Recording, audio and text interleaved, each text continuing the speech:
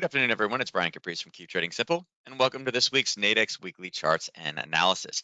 It is May 10th, spring in many places. I guess not in all, but it's definitely spring weather here. It was cold, rainy all weekend, super cold and rainy, and now we're back up to 60. So it's that Mother Nature playing games with us, telling us it's spring, telling us it's summer, and then reminding us that winter is, just 2 weeks ago.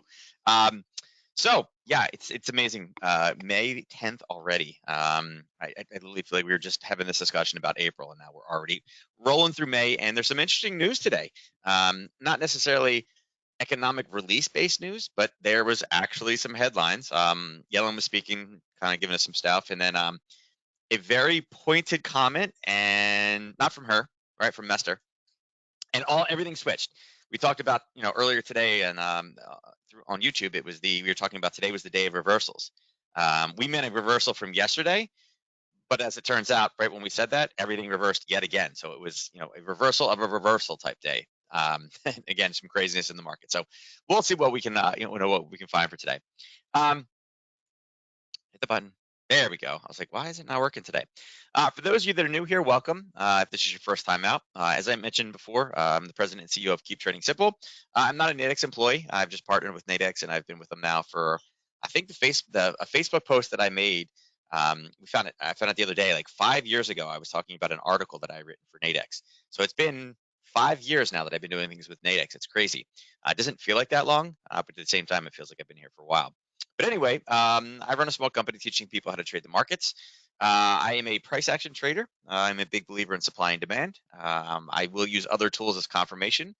You'll see me occasionally throw fibs on charts. I use them as a confirmation tool only, not as an entry. I do like using them though, because a lot of people out there use them as entry devices. So it's nice to kind of know where the masses are trying to put orders at. I've written a number of different strategies. I love looking at strategies, pulling things apart. I guess I'm somewhat of I don't know, kind of have like an engineering mentality with that one. I love looking at strategies and kind of figuring out where they're going to work, not work, and how do you adjust them and make them better. Um, I was actually on the inside of the industry. I started back in 1999. I'm a Y2K trader. I did it for a number of years. Learned stocks, traditional options, found currencies, fell in love with it. I did become a financial advisor for one of the big three advisory banks. I can say that I worked on Wall Street. I didn't actually work on the trading floor, though. I was not a floor trader. I actually had the opportunity to teach some people that had been floor traders, and they asked me to teach them how to trade the market, which I thought was interesting. Lived 2 blocks from the New York Stock Exchange. I literally walked past the New York Stock Exchange every morning for about 2 years. I actually right outside my window, I could literally look out my window and see the bull. You guys know, the bull in Wall Street. I actually had a friend up there the other day that posted a picture. I took a picture with it. I was like, yep, used to see that every single day.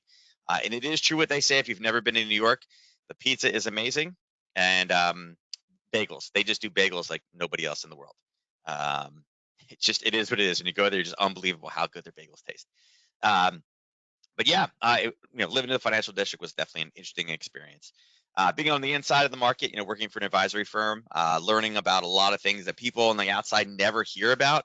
Awesome experience, but I realized that my passion was really teaching people how to do it themselves. Inside of that realm, when you work there, you're kind of shackled, you're kind of handcuffed, and I didn't like that type of restriction. That's why I left that industry. Unfortunately, I say unfortunately, but not unfortunately, I am still handcuffed a little bit. My wife does work for an advisory firm now, so I am kind of still limited on what I can do, but at least I can teach people how to do, things in the market that, they may not have known before. So every one of these presentations, I'm hoping you guys get some type of golden nugget or some new outlook on some type of trade, something trading wise. That's really why I do what I do and why I love it. So this picture is so outdated at this point. From the morning shows, you guys know that I have a beard since COVID. So like, I have a beard now. The boy on the left here, the little one with the short hair, he's almost as tall as Melissa, my wife. He's got hair down past his shoulder. The other one has the short hair now. That girl now has hair down past her butt, and she is big. And we have another baby that's about that same size, little boy. And you guys have, if you've been here, you've heard Kip once or twice. But yeah, he just went down for a nap for the first time today, so hopefully we don't hear him. But mom's got him right now, so I got an hour off. So let's dive into some charts. Before we begin looking at charts, though, we do have to cover a Nadex risk disclaimer. You guys have heard this before, that trading on Nadex involves risk and may not be appropriate for all. Members risk losing the cost of another transaction, including fees.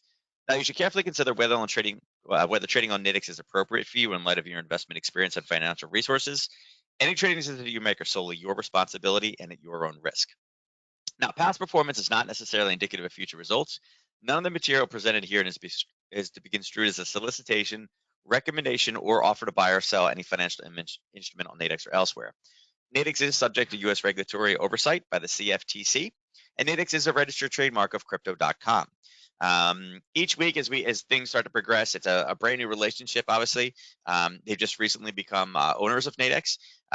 As we hear, obviously more, and the relationship continues to grow. I'm sure we'll have a lot of exciting announcements. Nothing yet, but there's awesome things coming. I obviously don't know anything, but I just know that they were really, really excited in the merger. And again, we haven't quite heard the new. I mean, whenever you get a new toy, you got to drive it around the block, right? So we'll probably start hearing stuff pretty soon. All right. With that said, here's the agenda for today. First things first, we are going to cover the upcoming news events. Now, when we started today, I mentioned that there was some headlines today, and it's kind of news. There was headlines. I'm going to say headlines. There was headlines today, but not necessarily anything that I would consider kind of like earth-shattering. Some comments are great, but again, at the end of the day, they are just comments. They're not law yet, right? For lack of a better word, right? So they are good. It definitely was surprising for the market. It could be why the market did the turnaround that it did. There's a couple different factors in there that could have, added to it. But for the most part, I think this is one of the ones that people are really kind of like, wait a second, I thought I knew what was going on. Maybe I don't. The market was moving in one direction. It was like, all right, we got this. And now it's like, oh, wait a second, that didn't expect anybody to say that. What's going on now? Right. So now there's questions coming back up again, and the market doesn't like questions. Okay. Then we'll break into the actual indices, right? We're going to look at really what's happening. And again, there's a lot of whipsaw back and forth. We'll see where some additional opportunities are later in the week. We'll look at Forex. And again, a lot of stuff going on Forex right now. An example being, pound yen was down 160 something pips when we were on this morning at 8:45, and the last I checked a little while ago was down like 40. So obviously a lot of movement in a short succession worth of time. A lot of whipsaws. So again, it's a very different type of market right now than what a lot of people are used to. After that, obviously currencies. Then I'm sorry, commodities. Commodities basically meaning gold, silver. Again, they are playing reversal day. They must have, gold and silver must have listened to our broadcast this morning, because they have definitely reversed. They were green, then they were red. And again, we keep mentioning every time gold goes up, it's a great time to sell more. And then again, natural gas, right? Natural gas is huge movement today, and that's really natural gas has become the Wild West, for lack of a better word. There's just been so much movement and volatility. This morning it was down big, and then the last I looked at it, I was like, well, look at that. Look at that rally. Just amazing movement inside of natural gas. And we'll look where that goes for the rest of the week. I think there's a lot of headlines coming out. OPEC has made some very, very important, not necessarily pointed comments, but very important comments. Again, they are a large institution. They are not necessarily U.S. friendly. And because of that, the prices of oil has just been all over the place. Oil is actually down right now. And it's an interesting reaction to the comments, but at the same time, the comments are not new. They're just kind of reaffirming it. But they also had the single comment in there about how, we like oil above $100. So, I mean, if they want to make it over $100, that's on them, not us. And the market was like, oh, okay, so there won't be a supply shortage. So again, getting a little bit of reaffirmation of the actual supply dynamic of oil. So yeah, so that's it. So let's go into the charts. Where is it? I got to find the right window here. So right now, again, things are kind of bouncing back and forth. It looks like President Biden is delivering marks on the economy. Hold on, what is he saying here? The pop-up. Delivering marks on his plan to fight inflation and lower costs for working families. And contrast his approach with something else. So now I'm curious. With congressional Republicans. So yeah. Unfortunately, it's inflation is my top domestic priority, which is kind of interesting because they've done nothing, and the guy that he put in power is still continuing to do nothing. So yeah, a lot of talk. We need to see the action on that side, and we're not seeing it yet. But anyway, The headline I was talking about earlier was Mester's comment. As you heard, again, Powell is, I'm not the biggest fan of Powell. If you are a big fan of Powell, then I apologize. You're probably not going to like me. I think he has been completely ineffectual. I feel like, again, we've gotten a million lies at this point. I mean, we were making fun of transitory inflation, 2 years ago now? Oh, inflation's transitory. It's transitory. And now we're sitting at 40-year high inflation, and Powell is talking about how 50 basis points, 75 is definitely out. Metzler's jumping in and saying, hey, listen, we don't rule out a 75 basis point increases forever. Again, this was something that kind of seemed like it was like, hey, that's it, and it's never happening. Now we have one of them speaking and actually mentioning, one of the Fed presidents saying it's not forever, right? It's definitely something that, should it be warranted, we could put one on the table, right? Not, it's not our current belief, but we could put one on the table.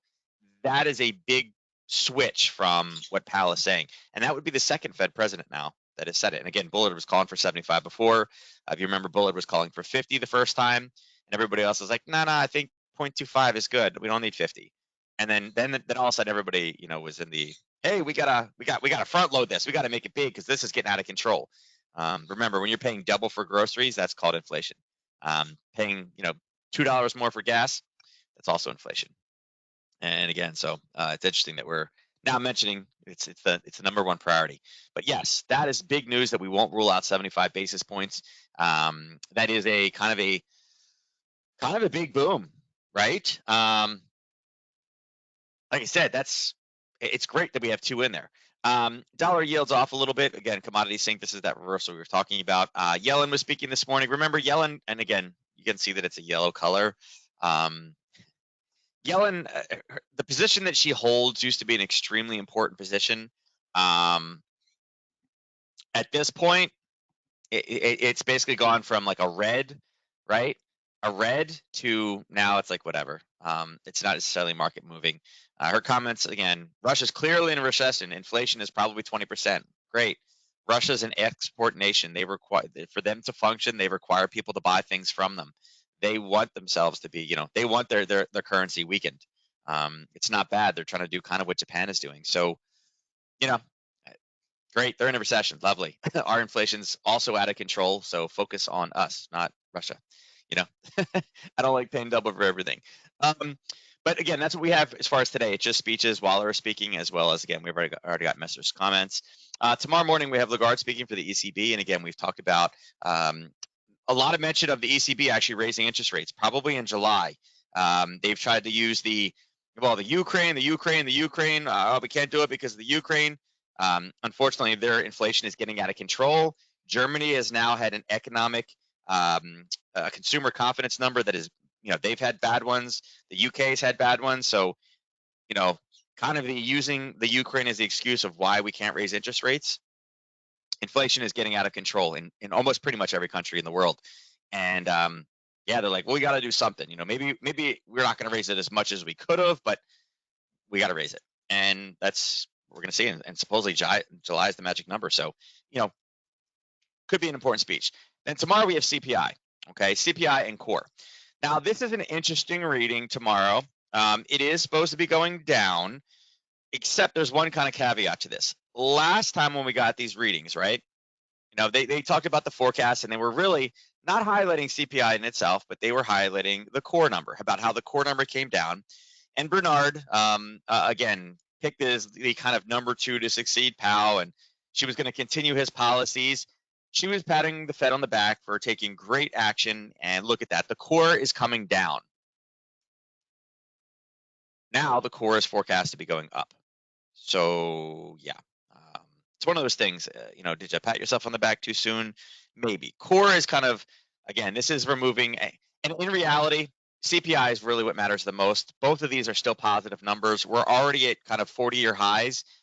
Unless these are negative, the situation is still continuing to get worse. So is it great it's not still continuing to go 1.2%? Yeah. But it's not like it's dropping back, 0.8 or something like that, or 0.5, meaning that this one went lower. It's still continuing to climb. The fact that the core is, though, accelerating back again also shows that their 0.25 was completely ineffective. Now we're starting to get the 0.5s in there, and we'll see what that's going to do as well. So that's there. We do have New Zealand inflation expectation. Look at that. On a quarterly basis, up 3.27%. Again, it's a problem everywhere, not just here, right? Thursday, we have preliminary GDP on a quarterly basis. Remember the GDP, remember the UK they've done 4 interest rate rises already. So they're 4 into it already, and we're seeing inflation go higher. The GDP is good that it is high. We did get some data earlier today that UK shoppers now, they got this reading that UK shoppers have started to pull back. The cost of living, and again, this is an amazing quote. The rising cost of living has crushed consumer confidence and put the brakes on consumer spending. That's the environment that we're starting to enter in. Thus far, the retail sales numbers in the United States have done well. They said, "Hey, listen, yeah, our inflation's out of control, but the public is still spending money." There will become a point eventually that won't happen. There was a very informative gentleman on this morning while I was dropping the kids off. On CNBC talking about how they keep blaming the labor market. It's we can't do this. The labor market is so tight. And what they said is there's some important numbers to look out for. There's 11 million job openings right now that companies are trying to hire people for, and there's 5 million people or 6 million people. I think it's 6 million people are looking for jobs. There's a $5 million difference, or a 5 million person difference in between those. And they said that's the important number to look for. Right now, companies haven't started to pull back. When the economy starts to get to a point where companies are worried, that 11 million should definitely start dropping down because companies are going to start going out. Right now, they consider it a positive environment still. Rising interest rates hasn't affected them in the slightest bit, meaning we haven't done enough yet. Okay, meaning we haven't done enough.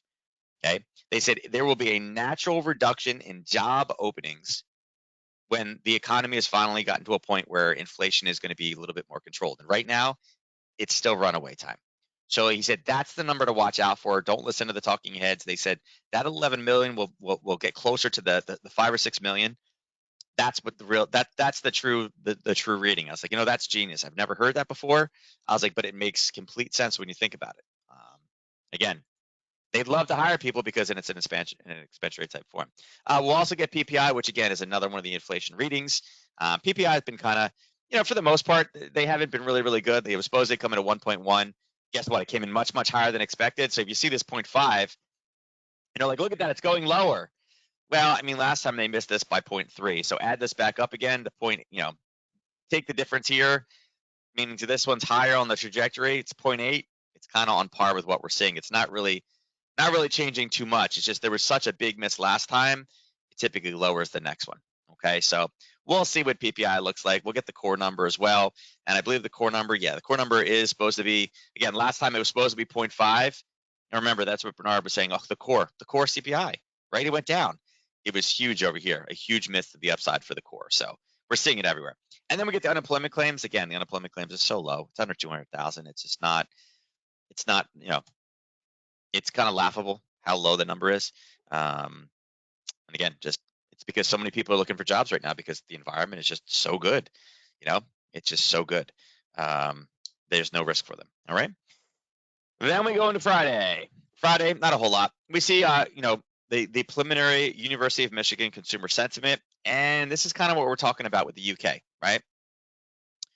Seeing confidence down. You can see right here inside of the same article about putting the brakes on. It says this retail sales monitor, right, revealed that sales dipped in April after a sharp downturn in consumer confidence. Looking at the projected news, we're starting to get lower and lower and lower. And again, it came in much, much higher than expected. They're already forecasting that consumer confidence is going to drop, right? So it is high. They're saying it's going to maintain high. I feel like this forecast may be a little bit over. I think we should get prepared for a red number this week as far as consumer confidence goes. Like I said, the more and more goods cost things, the confidence in the economy starts to dwindle. Right now, again, I have babies. Kip is not a formula baby. He is a breastfed baby. But I don't know if you guys know that there is a formula shortage right now. Again, there was a recall, but there is a formula shortage right now in the United States. There are millions of children out there. I mean, there was yesterday they were talking about don't water formula down. The ones you have, only buy 3 cans if you can find it. If you see cans, if your child is on like the special formulas because you have allergies, they're like, make sure call these hotline numbers to get special access to them.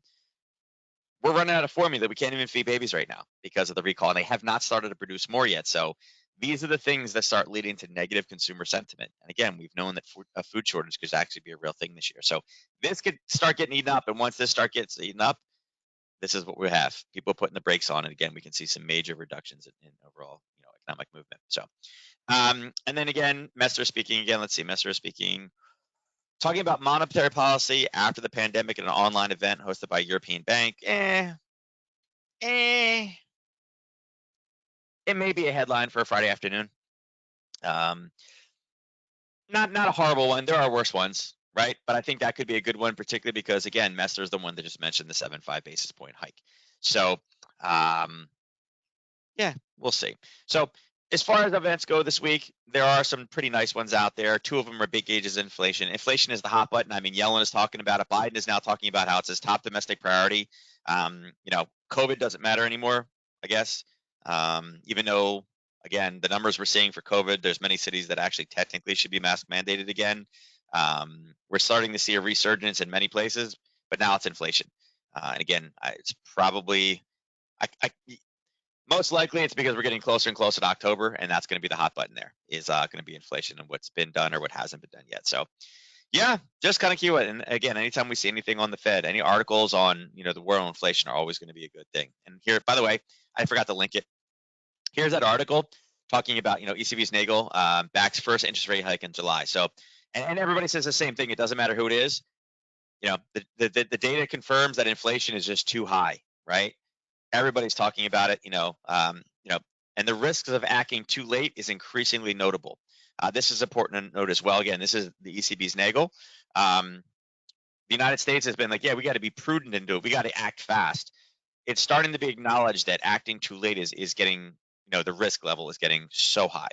And again, we're barely doing anything in the United States with it. So, the impact of Russian aggression on inflation, prospects of the monetary policy response. Yeah. And again, this is the big thing. This is the big impact that nobody knows. So, yeah. So that's the news for the week. As far as kind of going over into the headlines, first things first, we got to start with the VIX. So this is a 30-minute chart of the VIX. We're seeing the VIX kind of bounce back and forth. Again, as kind of expected.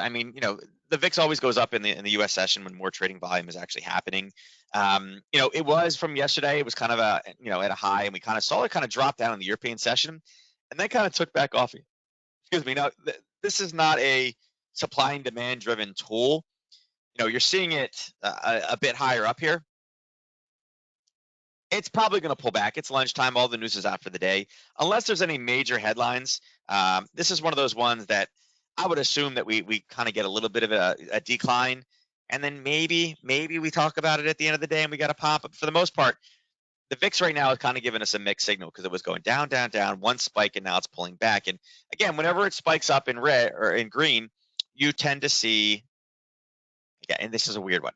It is showing negative, but you're seeing all this red here. Yes, it is lower than what it was, but it's done nothing but go up since the U.S. session started. So again, a little bit, you got to kind of dive into it like another level to understand exactly what it's doing. Now, the dollar is the other aspect of the overall markets that we need to look at. As you can see, the dollar's kind of found a bottom and more or less stabilized itself. It almost came back up and touched 104. 104 is a big number, right? Typically, and I'd say historically, we tend to see the dollar in the mid 90s, right? Again, the dollar, internationally did lose a lot of strength, and but you see, if it would get up to like 98, it was considered strong. We've just started raising interest rates, and the dollar is very high. Again, being a big country, if you look at every nation in the world right now, inflation is a major deal, right? And if you look at why inflation is existing, one of them is because obviously, the Russian aggression in the Ukraine. The U.S. exposure to it is basically slim to none, right? We took in 90,000 barrels a day. It's a drop in a hat. It really wasn't a huge deal for us whatsoever. COVID was a big deal, but obviously we are kind of on the other side of, the worst part of COVID as far as what we've experienced. Who knows what's coming next? The dollar probably has more room to run. So 104 could be the new baseline that we're looking at. Right now, it's kind of, again, tempering out again. CPI for tomorrow, we probably will have some movement in the dollar. And again, the easiest way to play this is probably going to be over in the currency market, but the indices will move a bit, right? Obviously, rising interest rate environment, there's a lot of fear of what could happen and how high it could go and what is it going to mean for lending. And again, it can obviously raise the fear index, right? VIX going up, and again, dollar strength, because if data is, if CPI is high, the only weapon they have, right? The only weapon they have is, again, rising interest rates. So yeah, could be a big issue. Now let's look at the ES. Let's drop it down to a lower time frame. We'll kind of make some adjustments. Had you attended our morning session today? Which, if you're not sure what the morning session is, Todd and I from Nadex, we do a morning show every day on YouTube. It is on Nadex's YouTube, so it's very easy to find. You can just go to YouTube, search Nadex, find the profile, hit follow, and then click the notification icon. And whenever we go live in the morning, you'll get you'll get a pop up on your desktop. We talked about this being at, again, we were talking about profit targets at 39.65. We ended up hitting it late last night. We talked about it rallying back up again, and this morning we were sitting right around here, right? We just peaked over the 23.6, and I said, listen, the 23.6 is one of those levels that a lot of fib traders will look for trend continuation with. Everybody knows you're supposed to buy on pullbacks, right? Right? You don't buy it at the top or the bottom, or sell it at the bottom, right? You wait for it to pull back. You try to get it on sale, right? Get it cheap, right? There's no reason why you should buy it at the most expensive price it ever was. You always want to wait for something to be on sale. Well, this is a common kind of pullback level. If you guys aren't familiar with it, is this 23.6% level. It was pulling up to there, and we had mentioned before, and we already had one trade come through it. We had an area of demand, or I'm sorry, supply sitting there where sellers had shown us that they had stepped in. So at 9:30 this morning, okay, we talk about, and again, you'll hear me talk about it a lot, my 15-minute kind of opening trade strategy. This is a perfect example, right? We're pulling back into an area of confirmed supply at the session open at the 23.6 level, acting as a confirmation. And boom. The 1 to 3, it's obviously the same level. You can see the 1 to 3 was here. This one went all the way down, and magically, where did it stop? Right at that 93.65.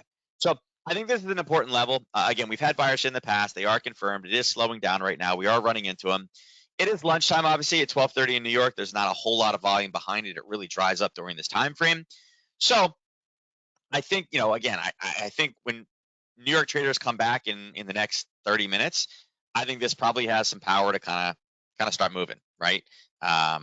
And that tends to be what we see, right? When the volume comes back in the market, you tend to see a lot more movement from it. So I think there's some potential in this one. Am I willing to go long this one? It's kind of a hard time, and a hard time to make that decision. One, I love the comments that Mester made, right? I love the fact that they're like, no, 75 has to be on the table. We cannot automatically rule something out. We don't have the data, and I love that data side of things. Obviously, in here, I don't see any of the headlines yet. Besides, let's see if there's anything in here. Taking inflation very serious. You're taking it very seriously, okay?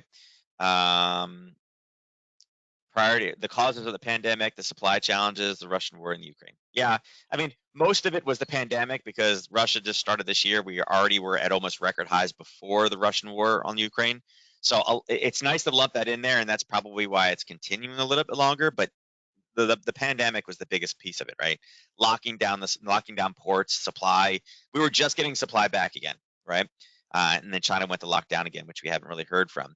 Biden says the Fed plays the primary role in fighting inflation. Yeah, it does. Is 100% true. It should be their call, but unfortunately, there's so much political influence now in the Fed. I don't know if we'll ever actually get a true kind of role of this one. Yeah, it's kind of hard. Look at this, historic inflation occurring all over the world, which he's absolutely right on this one. I mean, this is a fact. We are seeing historic highs everywhere in the world, and everybody's raising interest rates.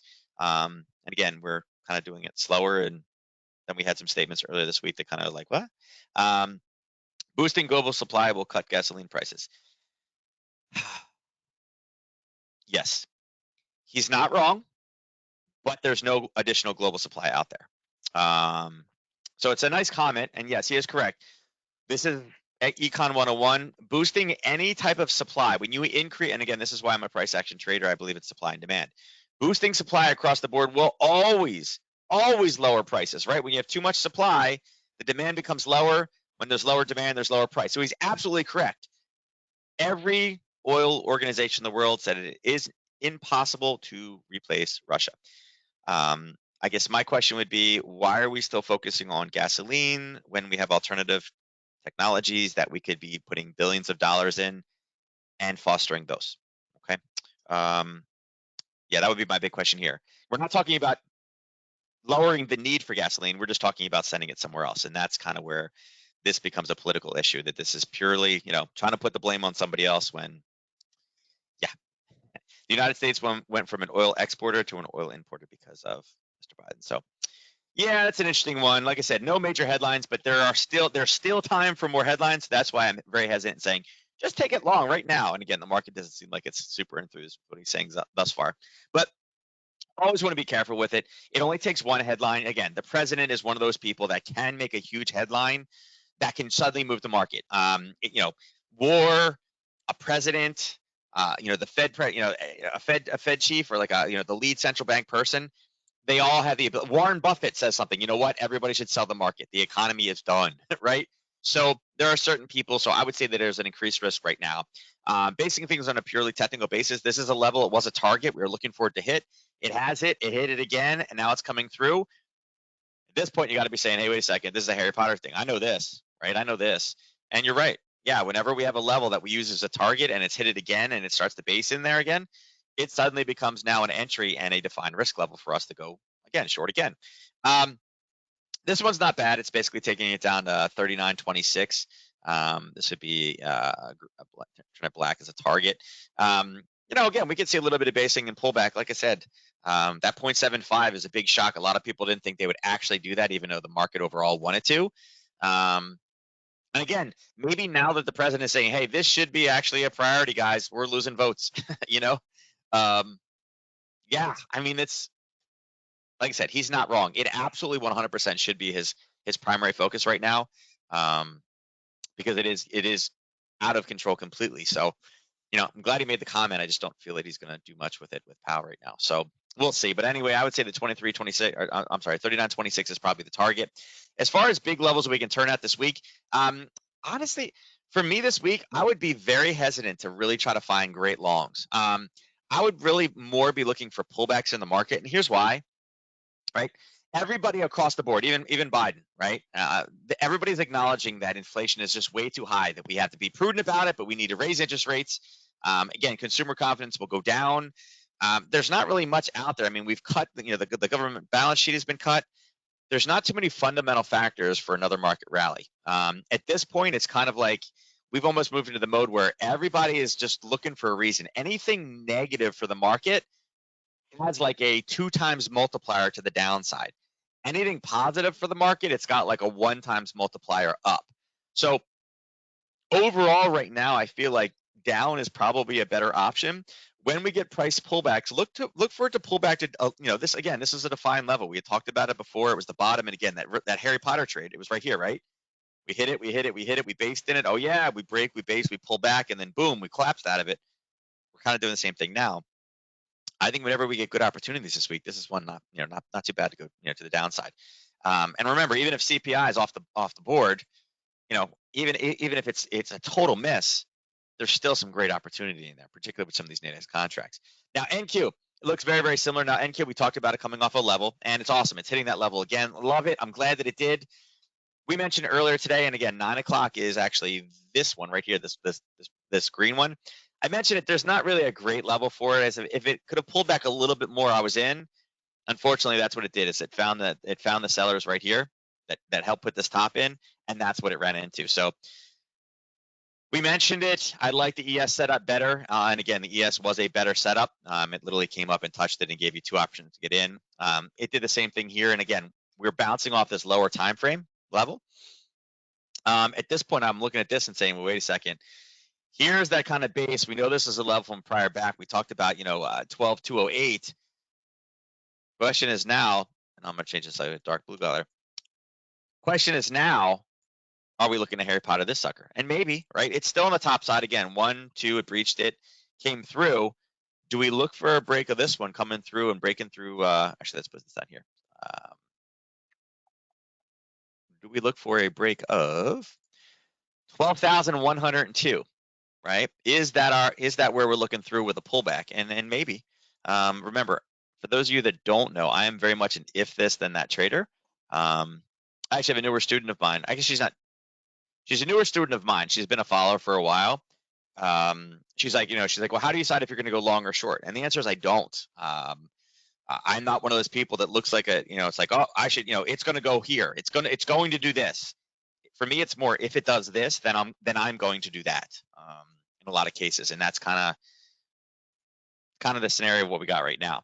I don't know when it's going to break 12,102, but when it does, if it does this, where is it? It was the other trade. If it does this, I'm looking to get short. I don't know if or when it will, but if it does, then I'm looking to go short. Now, YM is also another one. YM, we also talked about it. We were sitting right here. I mentioned, I said, listen, there are sellers in here. There's a big area here. There's a little gap on top of it. If you wanted to draw a zone, you could say, hey, here's where the gap occurred, right? You could say, look, there's the bottom of the red candle from the gap, right? That's how I draw things. That's exactly what it ran into. Okay, it's not a coincidence. The black line was right here. We said this is where they're going to come in at, and it hit it at 9:30 right at the open. So it would have been another one short right off. Europeans sent it up for the US trader, and boom, right back down again. We even talked about how there was a Globex high right here at 5:30 that if it went through, we'd be looking to short because it would be a trap. It went all the way through, and again, you can see when we had the other opposite in the spectrum, again, it bounced right off this 32,000. Yesterday, again, we nailed this dead on. Now we're looking for the same thing, any type of a pullback. Unfortunately, this one's pretty wicky. We may not get the same pullback. See if I can see. Trying to see if I could go far enough back without going like to much higher time frames. Let's go to an hour. Yeah, I can see it. All right, let's see. Just trying to see where the next kind of level where I'd really be looking. We know that these two are broken now. Again, these were two kind of targets that we're looking for. Pull those off. It's running into this right now. That's exactly what it's running into. We do looks like have another level down here. And then, let's see. Ooh. Not that I love that one, but I'll just take one of these. Could be another area right there. I'd say that these are the next two levels of decent reversals. So, yeah, and again, this is on an hour, so we typically do this on a 15-minute, so it's going to look like it's a little far away. So, yeah, I'd say that there's our next two levels as far as the YM goes. Looks like 31,770 would be one, and then the next level across. And again, I'd like to see some type of a confirmation entry. If you're new here, what I mean by confirmation entry is not just taking a pure, just kind of single touch of it. I'd like to see kind of balance and then kind of see what the price action looks like. I'd like it to hit once and then kind of come back to confirm that, yep, we put new buyers in, right? Again, I don't love these to the south, right? Or bearish direction. I do love them down. I don't like any of these necessarily for longs to the top side. I just think with what the environment that we're in, remember, the economy is not the stock market.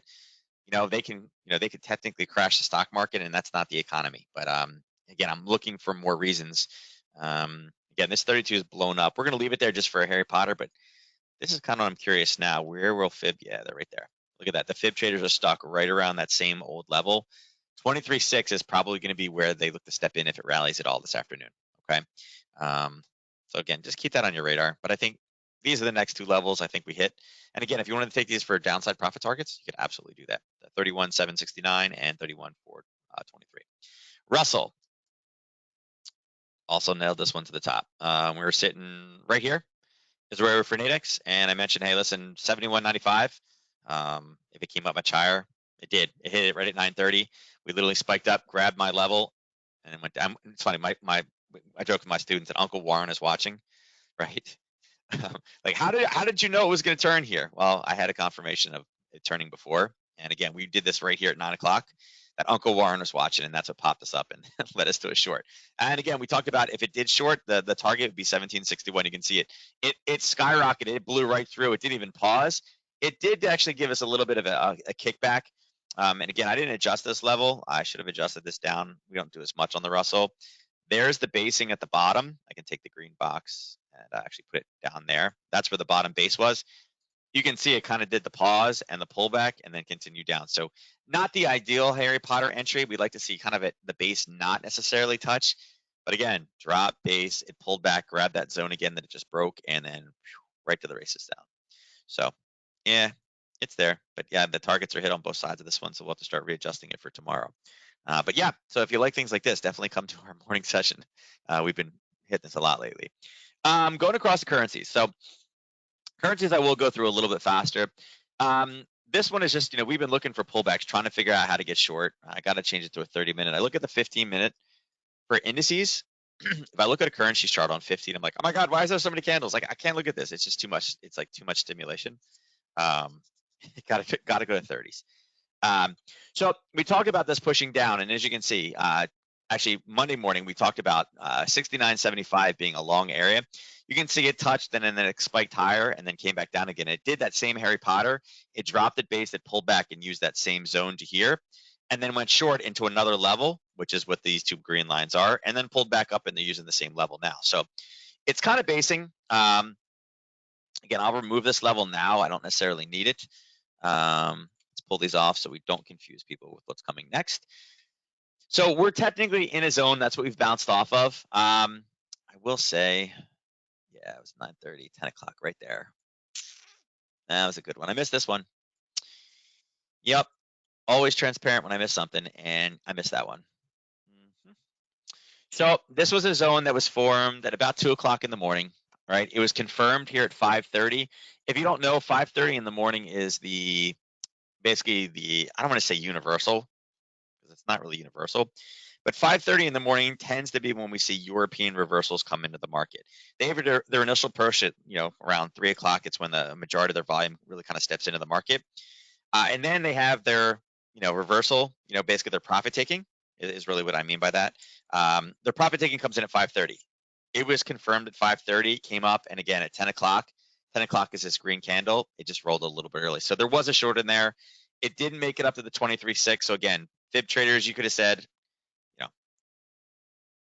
basically this is where you can confirm it with a 23.6, but if you're waiting for the 23.6, it's a pure fib trader, you didn't get entry. Had you been trading this with supply and demand, you got your entry and you're already out. So now it's in a level down here. Would I be willing to take this one long right now? Do I think massive amounts of dollar weakness are going to roll in? No, I don't think so. I mean, the United States has a much bigger GDP. We can sustain a lot more than a smaller country can. Like I said, the UK has done 4.25 raises in a row. We've done a 25 and a 50. And again, it's not really slowing much down. We know more is coming. The president of the United States is sitting there saying, it's a problem. It's my number one priority. Of all the issues we have, like we literally have a Supreme Court, documents being leaked and changing the entire trajectory of women's health. And his number one priority is inflation.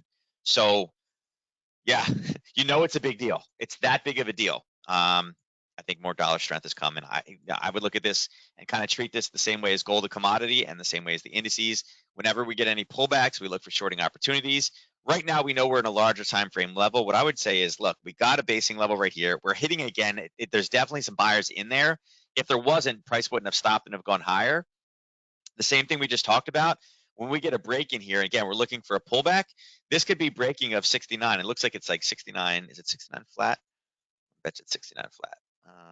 8, 7. Oh no, 69 flat's the lower one. So yeah, it's a little high. I wouldn't be surprised if we come in here again next time we come through.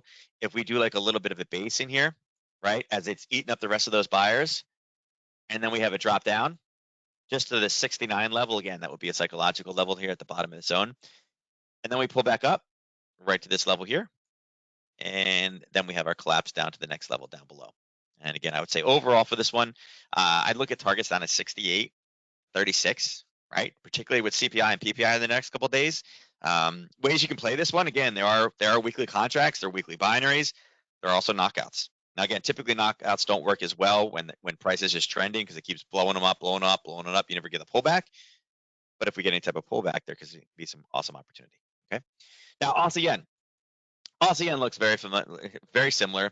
At this point, we're looking for this again. Yesterday, we're like, all right, if we get a pullback, that one makes sense now. If we drive all the way down here, you can say, actually, I guess the first drive would have been here. I wouldn't have called that 26 there. It kind of went through and grabbed that level. Let's see. Yeah, I mean, we had a short. We were talking about a break of 91, right? And it did. This was not an entry. This, as much as I'd love to say that, hey, listen, you should have gotten short here. This did not give us the entry we wanted, and then it drove all the way down past the profit target, and then came up and then grabbed the 91.10, and then it went right back down to the profit target. So in an ideal world, it's nice to look in hindsight in 2020, be like, look, I told you the strategy worked. Technically, this did not qualify from the rules. It did still work out in the fact that it came back up to the previously violated zone. It acted as the short area like we predict, but we do it with the Harry Potters, and it still went right back down again. I think right now you look at this one just like the Aussie dollar. You say, hey, listen, the lower end of the zone right here, we already have it marked off. We already know something was in there, right? We had it marked, right? We knew it was from here, right?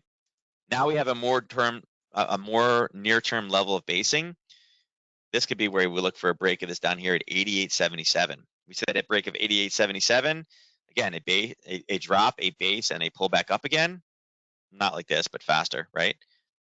Could be another opportunity to take this one short. And the risk level in this one, I don't think is that big. It's 23.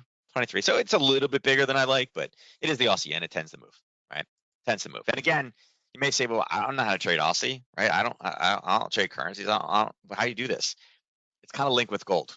As gold deteriorates, and again, gold is down 0.42.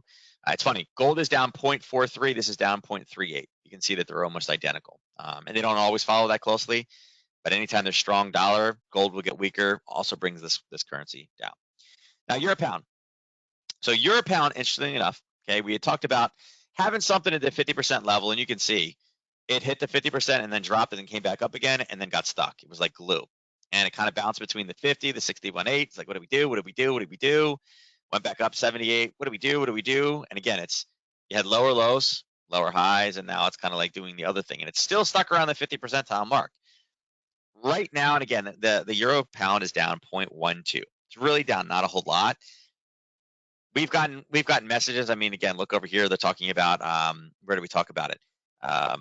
Talking about the ECB is ready to go. How long is the rate window going to last? I mean, everybody's talking about how the EU, that's it. They're going to start raising. They're raising interest rates. Well, why the heck is this not moving, you may wonder. And again, a lot of it is because they have to raise it. They don't have a choice. They have to raise it. Inflation is getting absolutely out of hand. They have to control interest. But the problem is they're probably going to put themselves into a recession. We already know that basically Germany's headed there, if not officially already there. We know that, although Germany wants to be completely energy independent of Russia, unfortunately, they said if they were to do that, it was going to lower their GDP by 5% and also officially put them into a recession. That they were borderline teetering right now using Russian oil. And again, I'll show you the OPEC statement in a little bit, but yeah, it's not getting strength. Anywhere else, it should be like, oh, this is great. It can stomach it. The reality is most people don't feel that the EU is going to be able to stomach any rising interest rates, but they have to because prices are just getting out of control for people. And again, you saw Nagel say that if you don't handle inflation, the long-term implications of it are worse than the current bite. Okay. Now euro yen looks very, very similar. So we were talking about this one yesterday morning, and for my group, I was mentioning that, hey, listen, we had an area, we had an alert kind of set there. I do alerts for my students. 138.29 was the level that I was looking forward to hit. We had a zone up there, and you may say, why do you have a blue? What is this blue icon up here? The blue icon happens to be a Nadex knockout. Okay. We were talking about, hey, listen, we were in close proximity to risk. As you can see, the risk on it was tiny. My full risk level went all the way up to 138.57. So again, it was a bit higher. As that got close to this level, we were within about 10, 15 pips, right? $10, $15 of that level. You can see how fast that one deteriorated and how this has been rolling away. Now, remember, if you guys are unfamiliar with knockouts, always go to demo and mess around over there first where it's not real money. Just don't go blindly taking knockouts if you don't understand what the product is and the pros and cons of it. This is a great example where we're really looking for this weakness to come in. And again, I'm going to say this right now. This does not always happen. The knockouts do not get in this close proximity. I would say I'd say it's a crapshoot, but some weeks they just line up so perfectly, right? This was one of those ones that just happened to work out perfectly where it's like, oh God, it's right there. I already had an alert there. I was looking for the price to roll back down again, and it met, all the fundamentals kind of went in. And it really hasn't moved. I mean, yeah, I guess it's moved 100 pips down, but you see what it's doing today. It's doing nothing. It's doing nothing today. So right now we're in between those two levels. I think because we had the nice turn here, you still got to be focusing and looking at 138.31 and saying, all right, it had a good move. It accelerated. It was fast. definitely an area where there could be some sellers. And actually, there's definitely sellers. I don't know how many, but if there was no sellers there, the price would have went higher. So I mean, I can say with absolute certainty, yeah, there's sellers there, because if there wasn't, nobody would have been here unless the absolute last guy sold it, which I doubt. Right? This is quite a strong movement amount. I'd say on the other side of it, 136.25. Once there's a lot of chop through here, a lot of go through, right? A lot of stuff in here and not a lot of great candles. You can see it really spent a lot of time basing in this the same level down here at 136.85. But we do have another alert set, 136.25 down below. If you guys are looking for something there, I would say when it breaks that, we have a racetrack scenario right here where, again, it is, full blown, let's go, hit that accelerator, and again, the ability to come down all the way to 135.56. So a couple things for the euro yen. Euro dollar. We've had the levels drawn. Yesterday I talked about how, listen, this literally rallied straight up in the morning, and then at 12:30 in the afternoon, it hit. It hit the aggressive entry. Depending on your individual risk tolerance, sometimes you're going to be, take more aggressive trades. Sometimes you're going to like the conservatives. I tend to draw more of the conservatives, but I will show you where the aggressives are. Well, the aggressive is the yellow. It was the same level we hit before, and guess what? That's the one that turned it and rolled it down. It's now down about 50 pips, but it is getting a little bit more choppy. For me, this 105.98 or 106 is kind of the target up top. 105 is going to be a big number, and I'm looking for price to kind of run back down. It has bounced off 105 a few times. As soon as price gets to 105, everybody and the brothers talking about parity. I think parity. I think this is the year we hit parity.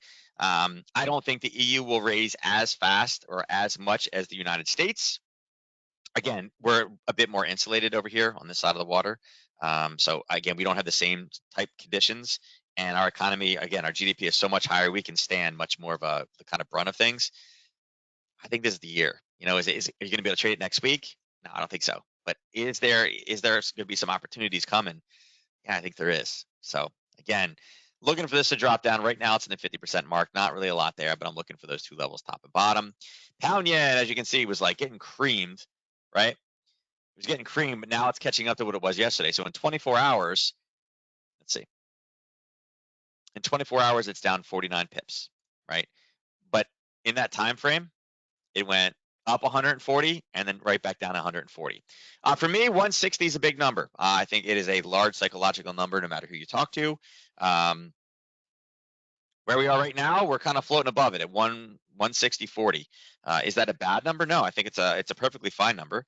The UK market is now closed. There's really nothing driving this one besides the yen right now, which again, we're basically at lunch. So even as a proxy, it's not necessarily the best thing to trade. But when I say but, I think there's some opportunity in here. Hearing that some of the data out of the UK that their consumer confidence is dropping, their inflation is not handled yet. I guess it really depends on, this is a retail sales monitor. Is it the official number? No. Could it go back up? Sure. I don't think the story's over yet. I don't think the whole story is written yet. I mentioned yesterday too for my group, I've been a UK or a pound bull for so long right now. With what we're seeing right now, that consumer confidence number is something I'm like, maybe we need to put the bull side away for a little while and get more on the bear side of things. Again, against the yen, it's a little bit different. But right now, again, seeing that consumer confidence and a comment as pointed as it's crushing people with the cost of living right now. That's not just like it's annoying, right? Crushing is a big deal, right? So I don't know. I feel like we're going to probably hear more about this. I feel like this one is going to be short, and I would say whenever we get decent pullback opportunities, we'd like to get short the pound yen for this week. Pound dollar also kind of again just kind of bouncing between two levels. I don't necessarily love the top side of it, but it's a proven level at this point of 132.85. Yesterday morning we were sitting down here and I mentioned that, hey, listen. Actually, yesterday we were right here. I was like, all right, if we can get this, if this can come back down again, there was, and again, if price comes back down, it will reprint again. 122.45. There was also a knockout to the top side. It just never gave it. It never came down and gave us an entry. So, but it was one of those ones. It's like, hey, you know what? Mark this off. Mark this off. There's something there, right? So, it's where we are. 123.85, 122.53 in the bottom. Dollar CAD continuing to grind, and again. Oil being down $3. Oil is under $100 right now. It absolutely should be doing this. There was a position right there of 129.68. Again, it's blue as a Nadex contract. You can see that one continue to push through, came all the way back, grabbed that same level. Again, it's kind of like the Harry Potter, what we're talking about, right? Pushed through, base, came back, grabbed the old level that was there, and boom, off to the races. 130.40. For me, Canada has made some comments. Canada will rise. Canada has an issue with inflation, but at the same time, again, oil really needs to be going up for Canada to really be getting a massive amount of strength right now. Them just raising their interest rates tends not to be enough because again, their GDP is not as big as the dollar. It's not, they're not raising it to some astronomical amount where it's like, holy crap, put it in the Canadian dollar. So I would say right now I am still on the side of being bullish on this one. It's great when Melissa and I send money back to our parents, but it stinks when we take money from Canada, bring it down here because obviously the exchange rate is not the most fun.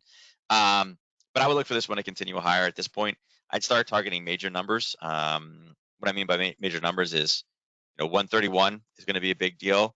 And then again, hopefully it's not here too soon, but 132 is also another big deal. And again, if they figure out how to increase global supply to lower the price of energy, that only hurts oil. That also hurts Canada. And we know we're raising U.S. interest rates. So, yeah, I think dollar CAD is a buy for me. Dollar Swiss. Keep talking about every time it pulls back, go long. Again, we got to pull back, went long, right? Pulled back, went long again. Pulled back, kind of went long, and now it's trying to get up there. Trying to get the parity in this one, right? I talked about parity with the euro dollar. Again, parity, we're looking for parity in dollar Swiss as well. Dollar Swiss has the same contagions right now. It does not have its neutrality status anymore. It decided to actually put sanctions on Russia. So it's kind of one of those things. It was a geopolitical based pair that you would see strength going to the Swiss because everybody knew that they would stay neutral. Unfortunately, they're not neutral in this situation. So they're going to have all the same problems that Europe does. Natural gas is going to become like a problem when they're starting to fill their tanks. They don't have the storage capacity to hold large amounts. I think they have enough port access or close proximity to port access. They should be able to get it delivered, but it's going to be the same thing. There's just going to be such a rush and such a demand for filling winter natural gas. I think they will have some issues and some weakness. So for me, whenever there's a pullback, I think dollar Swiss is a continued buy. Dollar yen. Magically, it was like, oh God, 130 is so bad. And we hit 130 and they're like, 135, 135. We made it to like 131.50. Now we've pulled back again. And we're still sitting right around the 50% in 24 hours. This one really hasn't moved much. We're talking about minus 5 pips and you can see it's all green. So it's literally just trying to kind of bring it back to what even was. For me, I had a buying area. And again, that would have been a 61.8 pullback right down here at 129.68. I mean, it's kind of been tested. We haven't been back there yet. We've chewed up the 50, so there's nothing more there. So look for it to kind of come down. But I really, on both sides, bracketing this one is 129.68 and 131.19. Looking at the cryptos, they were getting crushed earlier, but now they're kind of flipping back and forth again. Again, up 3%, Ethereum up 5%, Dogecoin up. They were getting slaughtered yesterday, and again, this was that reversal day, right? They were getting creamed, and then it was like, oh God, we got a day of rallying, yay! And then they're kind of coming back down again, right? They're having their own issues right now with some liquidity differences between brokers, and again, that's why this is not a legitimate kind of investment vehicle yet, because you can have something like this where I think it was with Terra, and they're like trying to use Bitcoin to hedge it. It's like, oh God, now you're making this really, really complicated for people. Yeah, not quite yet. This is why they're asking for regulation. I think that will make a big difference. Anyway, let's go over the commodities. So we talked about 104.19 this morning. I was like, oh, we're so close. If we get up to 104.19 for me, it's it'd be an area where we could see a reversal or sell. Unfortunately, it made it up to 103.70. I missed it by a little bit, and it decided that as soon as the U.S. market opened, bam, the sell came in. It blew through kind of this area here. We are hearing many comments today. Again, Biden we saw it here that where did he say that was his top priority, and basically saying that it's oil, it's a problem. We got to you got to increase global supply, and it's not just like a snap of a finger, right? It's not a snap of a finger. The article that I wanted to pull, where it is right here, the oil minister for the UAE, the oil market is balanced. There's no need to pump more. So again, Biden hasn't had the best relationship with really anybody in OPEC. He had the issues with Saudi Arabia as well. Kramer had somebody on. I think it was Pioneer Energy, and I could be wrong completely, but I thought it was Pioneer. They're making tons of money, and they even mentioned that Biden needs to make peace with OPEC and the Middle East. He should have people over there now doing it. And news like this I mean, OPEC Plus basically is what's dictating the price right now. They said, we're not getting involved. Politics doesn't matter to us. We're looking at the amounts of global supply. And even said it. Where is it? Extreme volatility is not because of supply and demand. It's because some don't want to buy certain crudes. And it takes time for traders to move on from one market to another. So, basically the idea of trying to boycott certain crude is going to be risky regardless of the motives behind it. They've already said they're not getting involved in politics. You can say, listen, there's crude on the market for this price. If you don't want it, that's on you. But again, it's going to jack the prices for the people that don't want it, right? It's kind of like a premium item at that point. Hasn't kicked in yet. It's nice talking about more supply. Again, why we're talking about increasing supply versus removing the dependence on fossil fuels, I don't know. I can't answer that question. But again, I think oil is able to find the bottom once there's actually a major headline for it. Don't have it yet, but I would watch that 104.19. As far as big levels down below, you can see that we did have a Harry Potter break coming through. We were talking about a break of 99.76 coming down to 98.01. Again, we broke. We kind of didn't get the pullback we'd like. It's still time, I think. If we continue this across, we'll see if we can get it. But we don't really actually have any buying coming in until 97.26. So we got some room to run on this one. I mean, I would be totally fine with this one. If this wants to drop $2 more, hey, it's going to be no skin off my back. I'm good with that one. I joked last week I filled up a tank and it was like $71, and I have friends that have to put the credit card in twice because I guess there's like a $75 cap on the pump or something like that, or $100 on the pump. They have trucks and they had to fill it up twice. They were not happy. But yeah, 97.26. I would love that for a downside target. 104.10 up top. Natural gas. Man, we were so excited. 9 o'clock this morning, we're like, look at this. It's getting blown up. We're at 650. This is awesome. Lovely. And then all of a sudden, like the U.S. trader come online and shot it from $6.50 all the way back up to $7.43. And now we're basing. I'm hoping, again, it cut right through the 702 number we were looking at. So again, the 23.6s are gone. I'm kind of looking at this point saying, hey, listen, maybe this is the new base. And again, it's not a new base. You can see there's a base sitting right here. There is no fib number that is associated with, but it did hit it. It did turn. Kind of looking to see if we get a little bit more of a confirmation on this one. If we start to pull down, this is a parabolic move. It should be retracing all the way back down, probably really into this level right here. I'd probably put a little bit higher, at least down here, which is $6.70. So it's got some room to run, is what I'm saying. Again, this is a parabolic move. If this was the euro dollar, I'd be looking to get short this thing. Right now, if this was euro dollar. So, but it's not. So it is a little different. And again, we're one headline away from another spike. Gold. Again, I'm tired of saying it. Again, we had the Harry Potter trade. We're looking for a break in the pullback. Every time gold pulls up, and again, it was green earlier today, right here. It pulled up, and it was, from where it closed yesterday, it was green.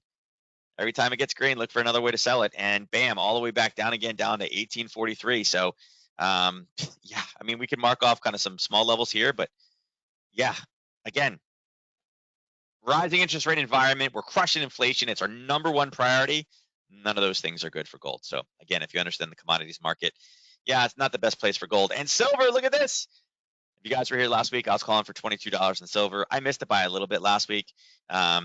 The week ended up here at $22.25, but Sunday night I was not failed. It broke through 22, and I drew the next one on there of like, hey, listen, 2150 was my obviously my first target. Again, 2150 is now officially out, and then we know 21 is there, but we do have some buying kind of situated around there at 2111.